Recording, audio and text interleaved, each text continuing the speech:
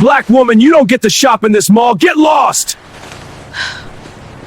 The fluorescent lights of Riverside Plaza Mall cast their usual sterile glow across polished floors as shoppers moved through the corridors with that particular Friday afternoon energy.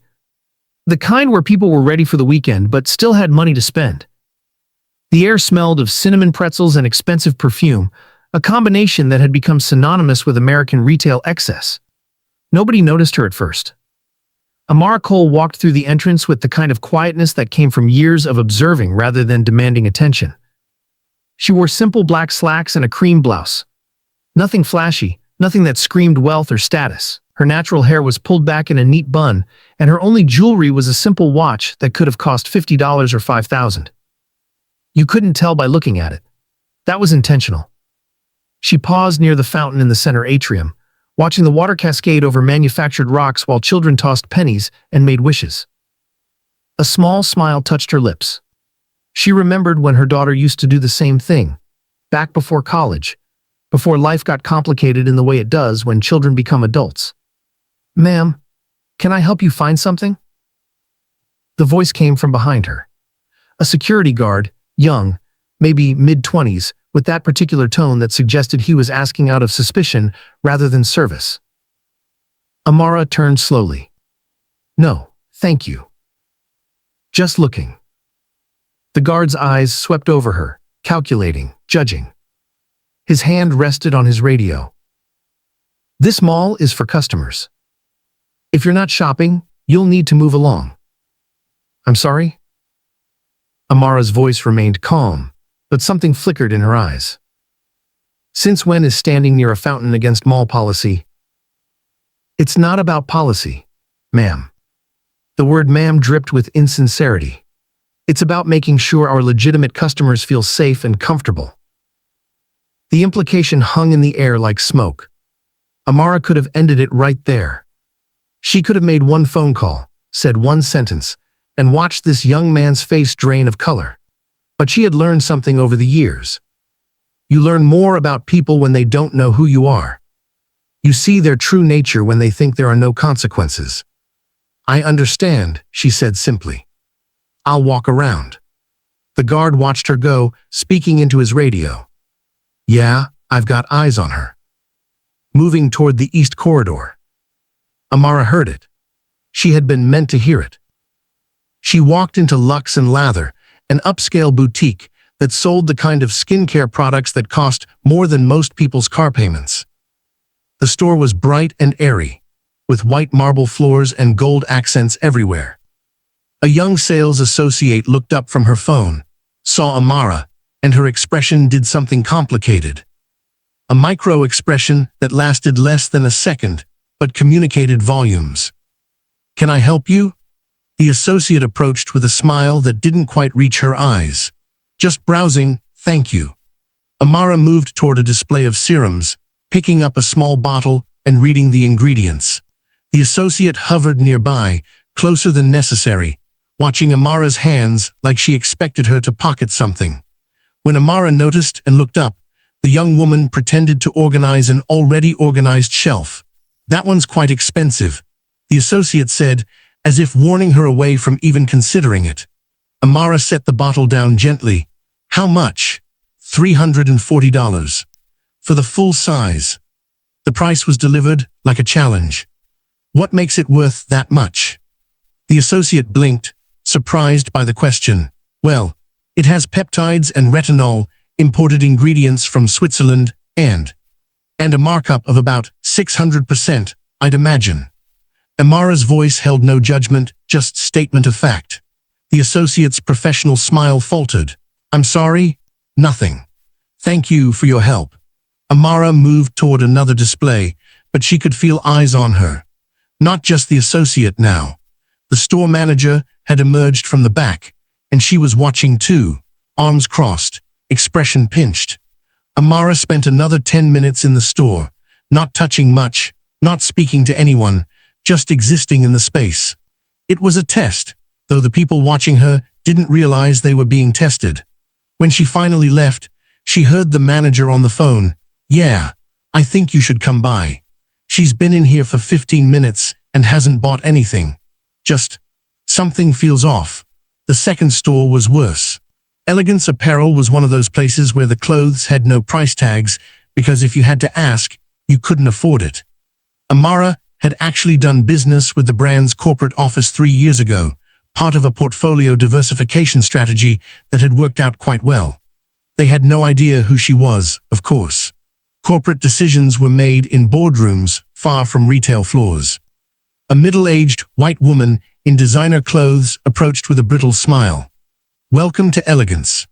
Are you looking for something specific, or would you like to browse our clearance section?" The clearance section was in the back corner, far from the windows. "I'd like to see your new spring collection," Amara said evenly. The woman's smile tightened.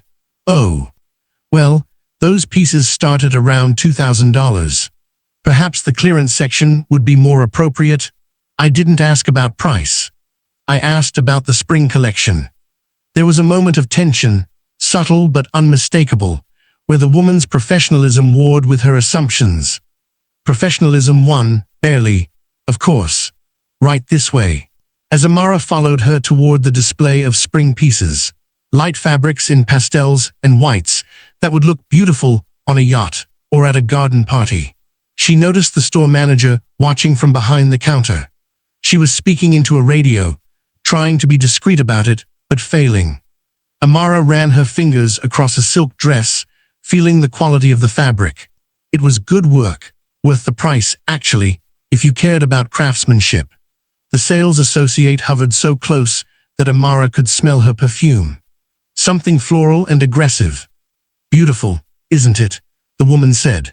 "Of course, we'd need to verify your payment method before processing any purchases from this collection."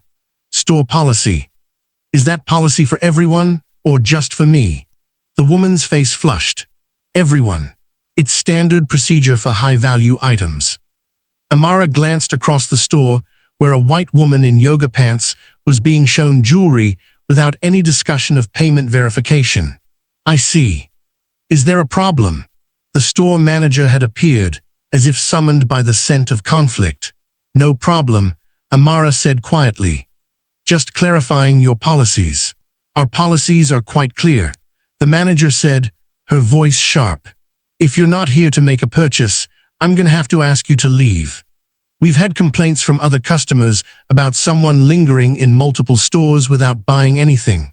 "Complaints about what, specifically?" "About your presence making them uncomfortable." The words landed like stones in still water. Amara looked around the store. There were 4 other customers, none of whom looked uncomfortable. None of whom had even noticed her. "I'd like to speak to mall management." "Mall security has already been notified," the manager said, and there was triumph in her voice. "They're on their way." And they were. 2 mall security guards arrived first, the young one from earlier and an older man with a beer gut and tired eyes. They flanked Amara like she was a flight risk. "Ma'am, we're going to need you to come with us," the older guard said. "For what?" "Loitering. Multiple complaints. Suspicious behavior." "I've been shopping," Amara said. Her voice remained calm, but something had shifted in her posture. Walking through stores is not suspicious behavior. It's literally what shopping malls are designed for. "You haven't purchased anything," the younger guard interjected. "You've been walking around for over an hour, going store to store, and multiple employees have expressed concerns." "Concerns about what?" The guards exchanged glances. Neither wanted to say it out loud. "Look," the older guard sighed, "just come with us to the security office, we'll sort this out, and you can be on your way." "I don't think so." Amara crossed her arms. "If you have specific complaints about specific behavior that violates specific policies, I'd like to hear them. Otherwise, I'm going to continue shopping." "Ma'am. My name is Amara Cole." "Not ma'am." The younger guard rolled his eyes and spoke into his radio. "We need police assistance at Elegance Apparel." Uncooperative subject refusing to leave. Amara felt her heart rate increase slightly, but her exterior remained calm. She had known this was coming. Part of her had hoped she was wrong, that maybe things had changed, that maybe the training and diversity initiatives and corporate statements actually meant something. But here they were. The police arrived 12 minutes later. By then, a small crowd had gathered. Shoppers with their phones out, recording, whispering. Security had asked Amara to wait by the store entrance, and she had complied, standing with her hands visible, not touching anything, not saying anything, just waiting. Officers Bryce Kellerman and Jake Morrison walked into Elegance Apparel like they owned it. Both were white, both in their mid-30s, both carrying themselves with that particular swagger that came from years of authority rarely questioned. Kellerman was the taller of the two, with close-cropped hair and a jaw that looked like it had been carved from granite. Morrison was stockier, with a receding hairline he tried to hide under his cap and small eyes that darted around constantly, looking for threats. They didn't ask questions first. Her. Kellerman addressed the security guard, not Amara. Yes, sir. She's been loitering for over an hour, multiple complaints from stores and customers. That's not accurate, Amara interjected quietly. Kellerman turned to her, and his expression was already decided. Ma'am, we've gotten calls about a disturbance. We need you to leave the premises immediately. I haven't caused a disturbance. I've been shopping. You've been loitering, Morrison said, stepping closer. Multiple complaints about suspicious behavior. What behavior, specifically? You need to leave. Now. Kellerman's hand moved to his belt, fingers drumming near his radio. Amara took a slow breath. Officers, I have broken no laws. I have violated no policies. I have a right to be here. You have the right to leave peacefully. Kellerman shot back. Or we can do this another way. The crowd was growing. Phones were everywhere now, recording from multiple angles. Amara could see it playing out. How it would look on social media. How it would be edited and shared and argued over. She could end it with one sentence. One phone call. But something stopped her. Maybe it was the way Morrison was looking at her, like she was already guilty. Maybe it was the way Kellerman's hand kept drifting toward his gun. Maybe it was the memory of every other black person who had been told they didn't belong somewhere, who had been asked to leave somewhere, who had been made to feel invisible or threatening just by existing. I'd like to see your badge numbers, she said quietly. That changed everything. Morrison's face flushed red. Excuse me? Your badge numbers. I'm being detained, I assume. I have the right to know who's detaining me. You're not being detained, Kellerman growled. You're being escorted out for trespassing. I'm not trespassing. I'm a patron of this mall. Were you asked to leave? Morrison stepped even closer, invading her space deliberately. I was. Then you're trespassing. The logic was circular, intentional, designed to create justification where none existed.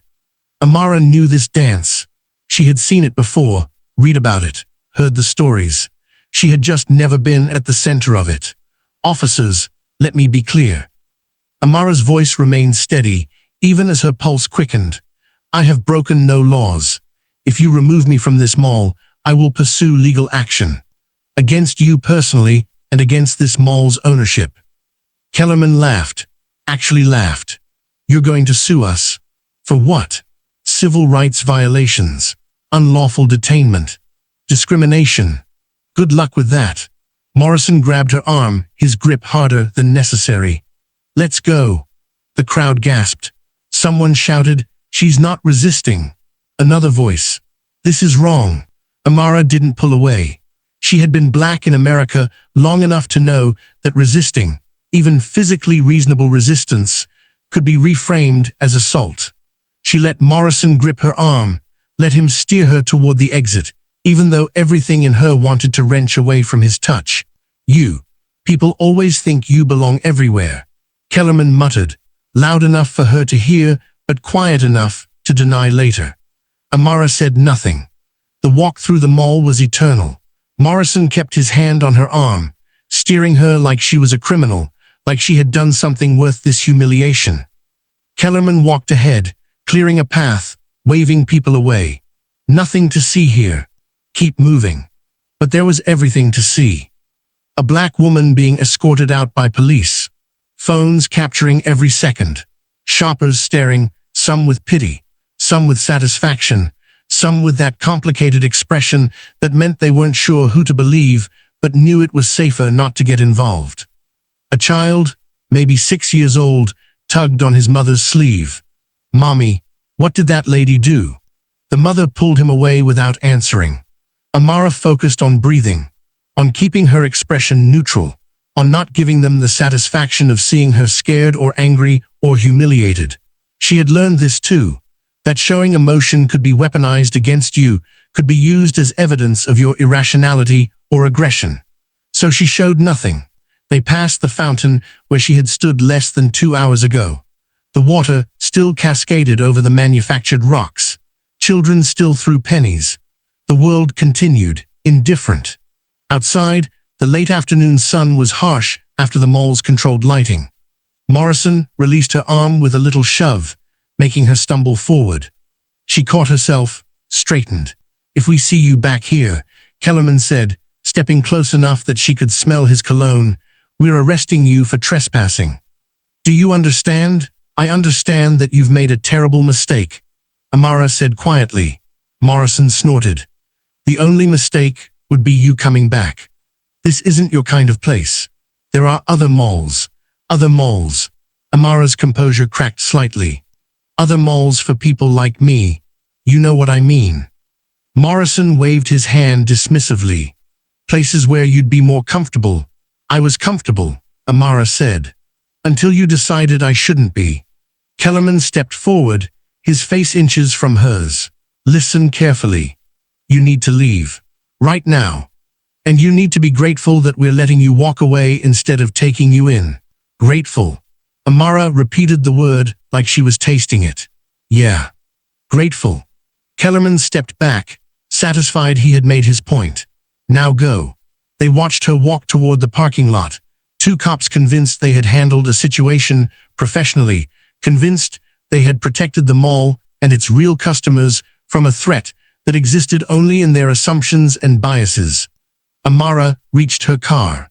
A modest Honda that was 3 years old and had a small dent in the rear bumper from where her daughter had backed into a post during Thanksgiving. She unlocked it, sat in the driver's seat, and closed the door. For a moment, she just sat there, hands on the steering wheel, breathing. Then she pulled out her phone. The contact she selected was labeled simply Richard. Management. He answered on the second ring. "Amara, how did the site visit go?" "Not well, Richard." Her voice was controlled now, all business. "I need you to pull security footage from the last 2 hours. All cameras. And I need you to conference in legal." There was a pause. "What happened?" "I was physically removed from the property by police. Accused of loitering and trespassing." Another pause, longer. "You were, I'm sorry, what?" "You heard me correctly. Amara, you own 63% of that mall. You're the primary stakeholder. How did anyone?" "They didn't know who I was, Richard. That was the point of the visit, remember? Anonymous inspection. See how things actually operate." Jesus Christ. Richard's voice had shifted to panic mode. Okay, I'm pulling up the security system now." "Where are you?" "In my car. In the parking lot. Being watched by 2 police officers who just threatened to arrest me if I go back inside." "Don't move. Stay on the line. I'm calling security management right now." Amara could hear keyboard clicking. Richard's breathing getting heavier as stress kicked in. She watched the mall entrance through her windshield. Kellerman and Morrison were still visible, talking to mall security, probably filing some kind of report, congratulating themselves on a job well done. "Amara, I'm looking at the footage now." Richard's voice was tight. This is bad. Really bad. I know. The way they grabbed you, the things I'm seeing in the audio transcript. Amara, this is actionable. This is national news if it gets out." "It's already out," Amara said calmly. "At least 20 people recorded it on their phones. Fuck." Richard rarely swore. "Okay. I'm calling mall management directly. And I'm getting Harold on the line." Harold Chen was their chief legal counsel. a man who had built his reputation on civil rights cases before moving into corporate law. If anyone could navigate this, it was Harold. One more thing, Amara said. I want the personnel files for those 2 officers. Every complaint, every incident report, everything. Already on it. Richard was typing furiously. Amara, I'm so sorry. This never should have happened. No, it shouldn't have. But it did. And now we're going to deal with it properly. Inside the mall, things were starting to unravel.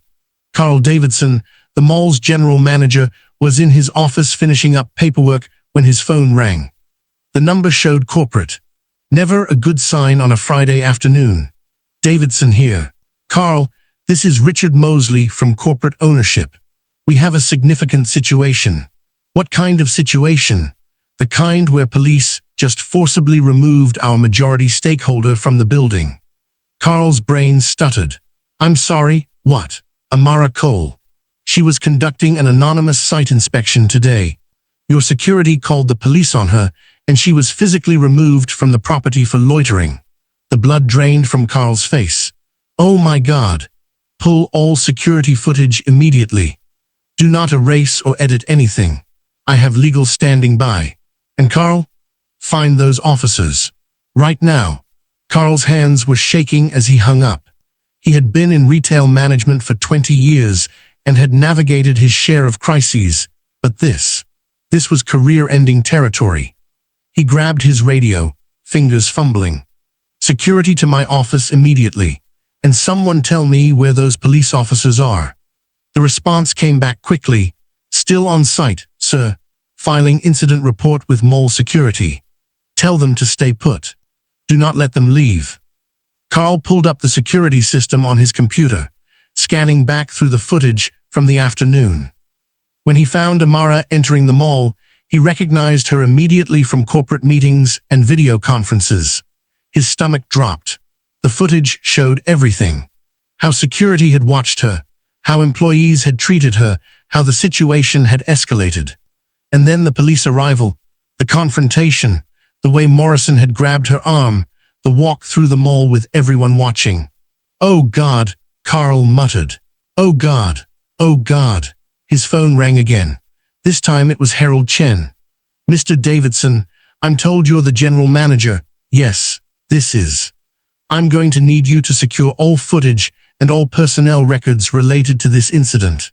No one leaves, no one talks to media, no one deletes anything. Is that clear? Perfectly clear. Good. I'm sending a team. They'll be there in 45 minutes. In the meantime, I need you to locate the 2 officers who removed Miss Cole and inform them that we're conducting an investigation. They're still here. Excellent. Keep them there. Carl hung up and stared at his computer screen, watching the footage play again. His career wasn't just over. It might take the entire mall down with him. The lawsuit alone would be massive.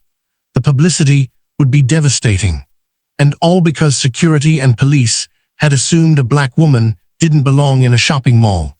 He grabbed his radio. All management to the security office. Now. Outside, Kellerman and Morrison were still filling out paperwork when Morrison's radio crackled. Officers Kellerman and Morrison, please report to mall management office. Morrison looked at Kellerman. What's that about? No idea. Maybe they want to thank us for handling that situation. Kellerman grinned. They walked back into the mall, confident, relaxed, already thinking about the end of their shift and what they were going to have for dinner. They had no idea that with every step, they were walking toward the end of their careers. The mall management office was on the 3rd floor, accessible only by elevator and keycard. When Kellerman and Morrison arrived, they found Carl Davidson waiting with 2 of his security managers, both of whom looked pale and nervous. Officers, thank you for responding so quickly. Carl's voice was strained. We need to discuss the incident that occurred earlier today. The trespassing. Morrison said. Already filed the report. Pretty standard stuff. Right. The thing is, Carl swallowed hard. There's been a complication. What kind of complication? Kellerman's instincts were starting to ping. Something was off about the way everyone was looking at them. The woman you removed from the mall. We need to talk about her identity. What about it? Morrison crossed his arms.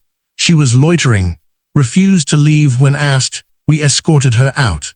Standard procedure. The woman you escorted out, Carl said slowly, like he was explaining something to children, was Amara Cole. She owns this mall. Silence. Complete, devastating silence. Kellerman's face went through several emotions in rapid succession. Confusion, disbelief, dawning horror. What? Amara Cole is the majority stakeholder of Riverside Plaza Mall. She owns 63% of the property. She was conducting an anonymous inspection when your services were requested.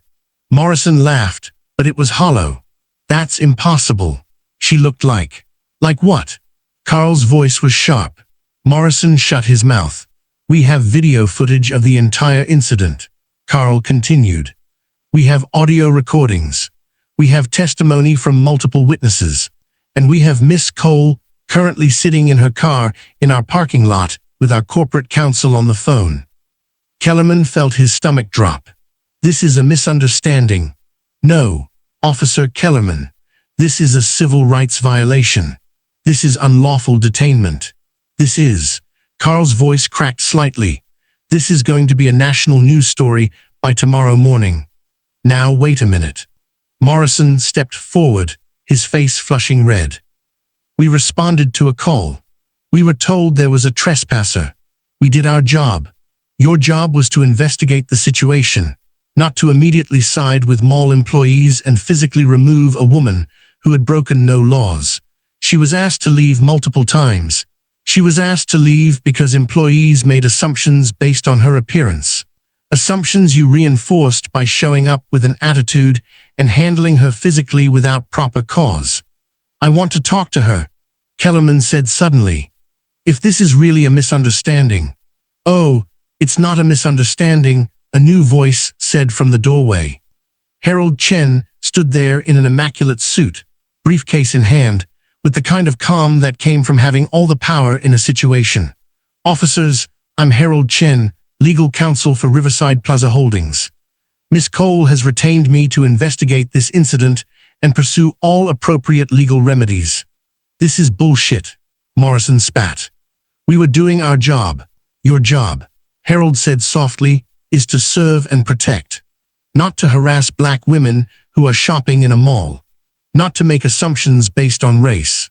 And certainly not to physically remove a lawful patron because store employees are uncomfortable with her presence. We didn't know who she was. Kellerman tried. Exactly. Harold's smile was sharp. You didn't know who she was. But you treated her like a criminal anyway. Ask yourself why that is. The officers had no answer. Harold opened his briefcase and pulled out a tablet. I've been reviewing the security footage. Let's watch it together, shall we? For the next 20 minutes, Kellerman and Morrison were forced to watch themselves on screen. How they had arrived already convinced of Amara's guilt. How they had dismissed her attempts to explain. How Morrison had grabbed her arm. How Kellerman had made that comment. You people always think you belong everywhere. That had been caught on multiple cameras. By the time the footage ended, both officers looked sick. Here's what's going to happen, Harold said, closing the tablet. Miss Cole is deciding whether to pursue criminal charges and civil action. In the meantime, I'm filing formal complaints with your department, requesting immediate suspension pending investigation. I'm also requesting the personnel files for both of you, and I'm going to review every complaint, every incident, every single interaction you've had as police officers. You can't. Morrison started. I absolutely can. And I will. Harold's voice was steel. Because here's the thing, officers. This isn't about one mistake. This is about a pattern of behavior. This is about two police officers who saw a black woman and immediately decided she didn't belong. That's not fair, Kellerman said, but his voice lacked conviction. Fair. Harold almost laughed. Fair would have been you treating Miss Cole with the same respect you would have shown any other patron. Fair would have been you investigating before acting. Fair would have been you recognizing that the complaints against her were baseless and discriminatory. The room was silent, except for the hum of the air conditioning. "I want to apologize," Kellerman said finally. "If Miss Cole is still here, I want to speak with her. I'll convey your request." Harold packed up his tablet. "But I suspect she has no interest in your apology. What she wants is accountability." As Harold left the management office, he texted Amara. "They want to apologize. Your call." Her response came quickly. "Not interested. Proceed with everything." Harold smiled. He had worked with Amara for 5 years and had always admired her spine. This was going to be a righteous case. Back in her car, Amara was making another call. "Jasmine, it's Mom." Her daughter's voice brightened immediately. "Hey, how was the site visit?" "Eventful." Amara gave her a brief rundown of what had happened, keeping her voice steady even though the emotions were still churning. Jasmine's response was immediate and fierce. "Oh, hell no. Mom, tell me you're suing everyone." "Harold's handling it." "Good. Sue them into the ground. Make an example out of them." Jasmine paused. "Are you okay though? Really?" That was the question Amara had been avoiding. Was she okay? "I'm angry," she admitted quietly. "I'm frustrated. I'm disappointed. But mostly I'm just tired." "Tired of what?" "Of having to prove I belong everywhere I go. Of having my presence questioned. Of being treated like I'm suspicious just because I exist in spaces that weren't designed for me." "I know, Mom." Jasmine's voice was soft. "I'm sorry this happened to you. It shouldn't have happened at all. That's the point. I shouldn't have to own a mall to be treated with basic respect in a mall." "No, you shouldn't. But you do own it, and now you can make sure this never happens to anyone else there." Amara smiled slightly. "When did you get so wise?" "I learned from the best." After they hung up, Amara sat in the car for another moment, collecting herself. Then she got out and walked back toward the mall entrance. The sun was setting now, casting long shadows across the parking lot. She could see Kellerman and Morrison through the glass doors, still in the management office, probably being torn apart by Harold. Part of her felt satisfaction at that. Part of her just felt exhausted. She swiped her owner's keycard, the one she rarely used because she preferred to see how things operated without everyone knowing who she was, and the doors unlocked. She walked inside. The mall had that early evening energy now, the post-work crowd starting to filter in, teenagers gathering near the food court, couples walking hand in hand. Everything normal. Everything fine. Except it wasn't. Security noticed her immediately. The young guard from earlier went white. The older one actually took a step back. "Miss Cole," the older guard stammered. We didn't. I'm so sorry." "Save it." Amara walked past them toward the elevator. Carl Davidson was waiting when the elevator doors opened on the 3rd floor. He looked like he had aged 10 years in the last hour. "Miss Cole, I cannot apologize enough for what happened today. This is absolutely unacceptable, and I take full responsibility." "Do you, Carl?" Amara stepped out of the elevator, her heels clicking on the tile. "Do you take full responsibility? Because from what I saw, this isn't an isolated incident. This is what happens every day in this mall. The only difference is that today it happened to someone who can do something about it. I understand, and I want you to know we're implementing immediate changes. Retraining for all security and retail staff. New protocols for how." "Carl, you're fired." He blinked. "What? You're fired. Effective immediately. You created a culture where this was acceptable, where employees felt comfortable profiling customers, where security called police on a black woman for shopping. That's your responsibility, and you failed at it spectacularly. Miss Cole, please, I've been with this company for 15 years. And in 15 years, you've never noticed the discrimination happening under your nose. You've never wondered why your security seems to watch certain customers more than others. You've never questioned why some people are made to feel unwelcome." Amara shook her head. "Either you're complicit or you're incompetent. Either way, you're done." Carl's face crumbled, but he didn't argue. He just nodded, collected his belongings from his office, and left. Amara stood at the window overlooking the mall, watching shoppers move through the space below. Her space, her investment, her responsibility. Harold appeared at her elbow. "The officers are asking to speak with you again. They want to apologize."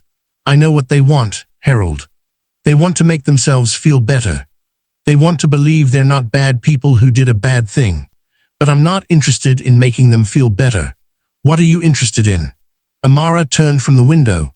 "I'm interested in making sure this never happens again. Not here, not anywhere. Those officers need to face consequences. Real consequences. Not a slap on the wrist and a diversity training seminar. We can make that happen. I know we can. But I want more than that. I want the body cam footage released. I want the internal investigation to be public. I want everyone to see exactly what happened and exactly how it was handled." Harold nodded slowly. "That's going to bring a lot of attention." "Good. Maybe attention is what's needed. Maybe people need to see that this isn't some rare occurrence. This is everyday life for Black people in America. You're prepared for the backlash. Because there will be backlash." Amara smiled without humor. "Harold, I'm a Black woman who built a real estate empire from nothing. I've been dealing with backlash my entire life. This is just one more battle." They spent the next hour going through everything, reviewing footage, compiling witness statements, pulling personnel records. What they found in Kellerman's and Morrison's files was damning. Kellerman had 7 complaints of excessive force over his 12-year career, 4 specifically from Black civilians. He had been written up twice for inappropriate comments. All of it had been swept under the rug with retraining and written warnings. Morrison's record was even worse. 15 complaints, including 3 allegations of racial profiling that had never resulted in discipline. Multiple witnesses had reported him using racial slurs. He had been sued twice, both cases settled out of court with taxpayer money. "They've been doing this for years," Amara said quietly, staring at the records on Harold's laptop. "Yes. And they've gotten away with it because no one with power has held them accountable. Until now." Harold looked at her carefully. "Amara, I need to ask, are you sure you want to go this hard? These are police officers. They have unions. They have support networks. They have a pattern of abuse that's been ignored for too long." Amara's voice was firm. "I don't care about their unions or their support networks. I care about the next Black woman who walks into this mall, or any store, and gets treated like she doesn't belong.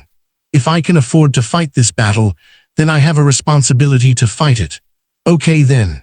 Harold closed his laptop. "Let's go to war." Meanwhile, in the security office, Kellerman and Morrison were beginning to understand the magnitude of what they had done. Morrison was pacing, his face red, sweat staining his uniform. "This is insane. We were called to a situation, we handled it professionally, and now we're being treated like criminals. Did we think?" Kellerman said quietly. He was sitting in a plastic chair, head in his hands. "What? Handle it professionally? Did we actually do that?" Kellerman looked up, and his face was haunted. "I watched that footage, Jake. I saw how we treated her. I heard what I said." "So what?" "She was loitering. Multiple complaints. From racist employees. Think about it. What did she actually do? She walked around stores. She looked at merchandise. She existed in spaces where people didn't think she belonged. And we sided with them without question."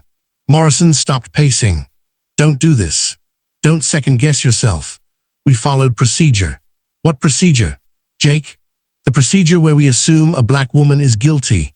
The procedure where we physically grab someone who hasn't broken any laws. That procedure." "You're being dramatic." "Am I? Because I just saw my career end in real time. I saw 12 years of service evaporate because I couldn't put aside my own biases for 10 minutes.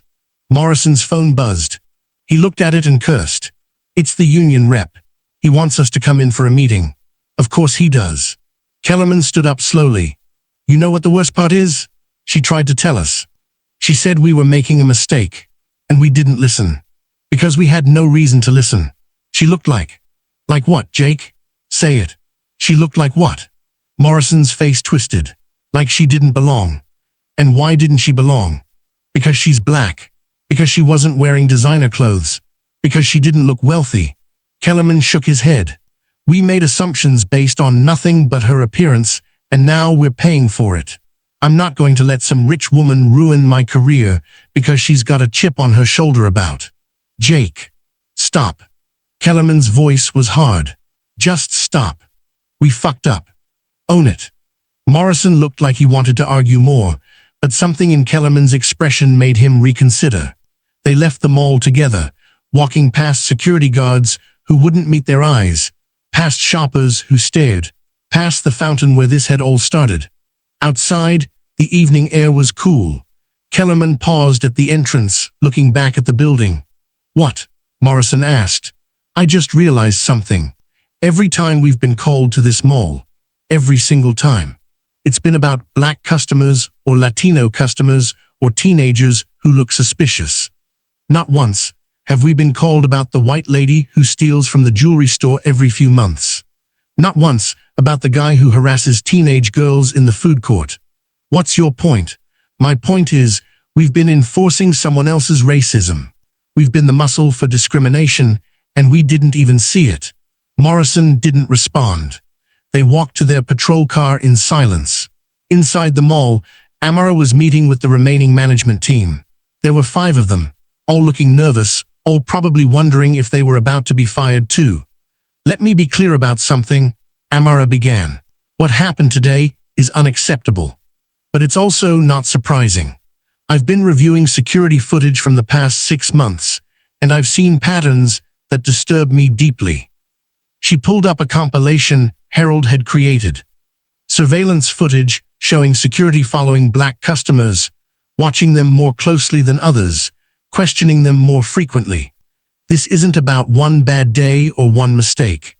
This is about institutional practices that have gone unchecked. So here's what's going to happen. We're implementing new policies immediately. She outlined her plan. Mandatory bias training for all employees, not the useless kind but real, substantive education. New security protocols that prevented profiling. A civilian review board to handle complaints. Partnerships with community organizations. Regular audits of security footage to identify patterns. Anyone who can't commit to these changes should resign now, Amara said. Because I'm not running a mall that treats people like threats based on how they look. No one resigned.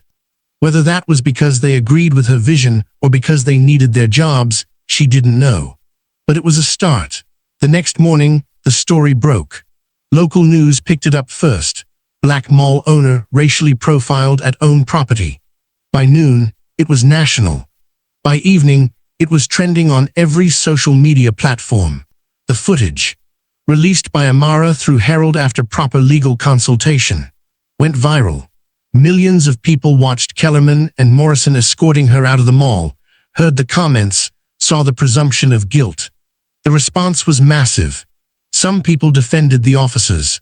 They were just doing their jobs, and how were they supposed to know who she was? But more people were outraged. The hashtag #ShoppingWhileBlack trended for 3 days. Other black shoppers shared their own stories of being profiled, followed, accused. The pattern was undeniable. The police department issued a statement. We are conducting a thorough investigation of this incident and take all allegations of misconduct seriously. It was a standard response, the kind designed to sound concerned while committing to nothing. But Amara wasn't having it. She gave one interview to a respected journalist known for covering civil rights issues. She was calm, measured, and devastating. This isn't about me, she told the camera. I'm fortunate enough to have resources and power to fight back. But what about the black teenagers who get followed in stores? What about the Latino families who get asked to leave restaurants? What about the Native Americans who get profiled every single day? They don't own buildings. They can't hire lawyers. They just have to endure it. The interview had 15 million views in the first 24 hours. Pressure mounted on the police department. Kellerman and Morrison were placed on administrative leave. The internal investigation was upgraded to an external review. Civil rights organizations got involved. And through it all, Amara kept pushing. She met with community leaders, with other business owners, with activists who had been fighting these battles for decades. She used her platform to amplify their voices, her resources to support their causes. 2 weeks after the incident, Kellerman showed up at Riverside Plaza Mall. He wasn't in uniform. He looked like he had lost weight. When he asked to speak with Amara, security called Harold first. "Miss Cole, Officer Kellerman is here. He's asking to speak with you." I told him I wasn't interested in his apology. He says it's not about an apology. Amara considered. "Fine. Conference room B. You stay with us." Kellerman looked even worse up close. His eyes were red-rimmed, his face drawn. He sat across from Amara at the conference table, hands clasped in front of him. "Thank you for seeing me," he said quietly. "What do you want, Officer Kellerman?" "I wanted to tell you that you were right. About all of it." He took a shaky breath. "I've spent the last 2 weeks looking at my career, really looking at it, and I've seen things I didn't want to see. Patterns. Biases. Times when I sided with the wrong people for the wrong reasons. And you expect that realization to change anything? No, I don't. I know I'm probably going to lose my job. I know my career is over. And honestly," he laughed bitterly, "maybe it should be. Maybe I've done enough harm." Amara studied him carefully. "Why are you really here?" "Because I owe you more than an apology. I owe you honesty. What I did to you, what Jake and I both did, wasn't an aberration. It was who we were, who I was. And I can't undo it, but I can at least acknowledge it. Acknowledgement without consequence is just performance. I know. That's why I'm testifying." Amara blinked. "What?" "The external review. I'm testifying. Everything. Every incident I remember, every complaint I dismissed, every time I let my biases dictate my actions. I'm putting it all on the record. Your union will crucify you, probably. But I have to live with myself, Miss Cole. And I can't do that by pretending this was just a misunderstanding." He stood up slowly. "I'm not asking for your forgiveness. I don't deserve it. I'm just telling you that you changed something in me that day. Whether it's too late or not, I don't know. But I'm trying to be better." He left without waiting for a response. Harold looked at Amara. "Do you believe him?" "I don't know," "No," she admitted. "But it doesn't really matter what I believe. What matters is what he does." Morrison, meanwhile, took a different path. He hired a lawyer. An aggressive one, known for defending police officers in misconduct cases. He went on conservative podcasts and talked about how he was the real victim, how he had been set up, how this was all a political hit job. "I was doing my job," he told one host, "and now my career is being destroyed because some rich woman wanted to make a point." The host nodded sympathetically. "It's absolutely outrageous. What's an officer supposed to do?" "Exactly. We respond to calls, we handle situations, and then we're accused of racism just for doing our jobs." It played well with a certain audience. But the evidence was too strong, the footage too clear. Even his supporters couldn't fully explain away the way he had grabbed Amara's arm, the tone he had used, the pattern of complaints in his file. The external review took 3 months. When the report came out, it was damning. Not just about Kellerman and Morrison, but about the entire department's practices. The review found systemic issues with how police responded to complaints about Black and brown citizens, how they sided with businesses and property owners without proper investigation, how complaints against officers were routinely minimized. The recommendations were extensive: new training programs, revised use of force policies, civilian oversight, body camera requirements, regular audits. Kellerman's testimony had been key. He had walked investigators through years of incidents, explained the unwritten rules that governed how they treated different communities, admitted to things that made him look terrible, but painted an honest picture of departmental culture. Morrison refused to testify. He maintained his innocence to the end. Both officers were terminated. Kellerman accepted it quietly. Morrison sued. 6 months after the incident, Amara stood at the entrance of Riverside Plaza Mall, watching the new security team being trained. They were diverse. Actually diverse, not just tokenism. And they were being taught protocols that emphasized de-escalation, respect, and recognition of implicit bias. It wasn't perfect. Nothing ever was. But it was better. Her phone rang. It was Jasmine. "Hey Mom, I saw the interview you did with NPR. You were amazing." "Thanks, honey. How are you though?" "Really?" Amara thought about it. "I'm okay. Tired, but okay. You changed things, you know? Like, I've been seeing articles about other malls implementing similar policies, other businesses rethinking how they train their security.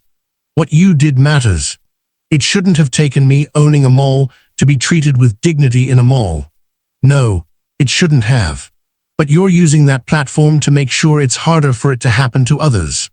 That counts for something." After they hung up, Amara walked through the mall one more time. She noticed small changes. How security interacted with customers. How employees were more mindful. How the atmosphere felt slightly different. A young black woman was browsing in elegance apparel. The same store where this had all started. The sales associate was showing her dresses from the new collection, actually engaging with her, treating her like a customer instead of a threat. The woman caught Amara's eye and smiled. Just a brief moment of connection between strangers. Amara smiled back. It was something. That evening, she got an email from Harold. The civil suit against the police department had been settled. Terms were confidential, but the department had agreed to implement all the recommendations from the external review. Additionally, they had established a fund for retraining and community programs. Amara had donated her portion of the settlement to local civil rights organizations. She didn't need the money. What she needed was change. Her phone buzzed with a text from an unknown number. When she opened it, she saw it was from Kellerman. "I know you have no reason to care, but I wanted you to know I'm working with a police reform advocacy group now. Teaching officers about bias and misconduct. It doesn't fix what I did, but maybe I can stop someone else from doing the same. Thank you for holding me accountable. BK." Amara stared at the message for a long time before responding. "Keep doing the work. That's all any of us can do." She set her phone down and looked out the window of her office. The city spread before her, lights beginning to twinkle as evening fell. Somewhere out there, a black person was shopping, just trying to buy clothes or groceries or a birthday gift. And maybe, just maybe, because of what had happened here, they would be treated a little more fairly, respected a little more readily, seen as a person instead of a threat. It was a small victory in a much larger war. But small victories mattered. They had to. Before you go, if this story moved you, don't just keep it to yourself. Hit that subscribe button right now so you never miss stories that matter. Drop a comment below telling me what you think. Should Amara have handled it differently? Were the consequences fair? Your voice matters in this conversation. And if you believe this story needs to be heard, share it. Share it with someone who needs to hear it, someone who's experienced it, someone who needs to understand it. Because stories like this don't just entertain. They educate, they challenge, they change minds. So subscribe, comment, share, and let's keep this conversation going. We're not done fighting for justice and dignity for everyone. Let's get to 100,000 subscribers together. Hit that button now. Amara Cole had learned something important that day in the mall, something that went beyond the immediate injustice. She had learned that power wasn't just about ownership or wealth or status. Real power was about using your position to change systems, to protect those who came after you, to make the world incrementally more fair. She thought about all the people who had experienced what she had experienced, but had no recourse, no platform, no resources to fight back. She thought about the teenagers followed through stores, the families asked to leave restaurants, the professionals questioned in their own office buildings. This was for them, not the lawsuit or the settlement or the viral video, but the policy changes, the training, the accountability, the small shift in how people were treated. That was the real victory. And as she turned off the lights in her office and headed home, Amara Cole allowed herself a moment of satisfaction. Not because she had won some battle against two police officers, but because she had used her moment of humiliation to create lasting change. Tomorrow, she will keep fighting. There were other malls, other businesses, other systems that needed reforming. But tonight, she will rest. She had earned it. Tell us exactly where you are watching from: Texas, New York, United Kingdom, Jamaica, Trinidad and Tobago, and anywhere at all. Like and subscribe to our channel and share our videos. Thanks. See you in the next one.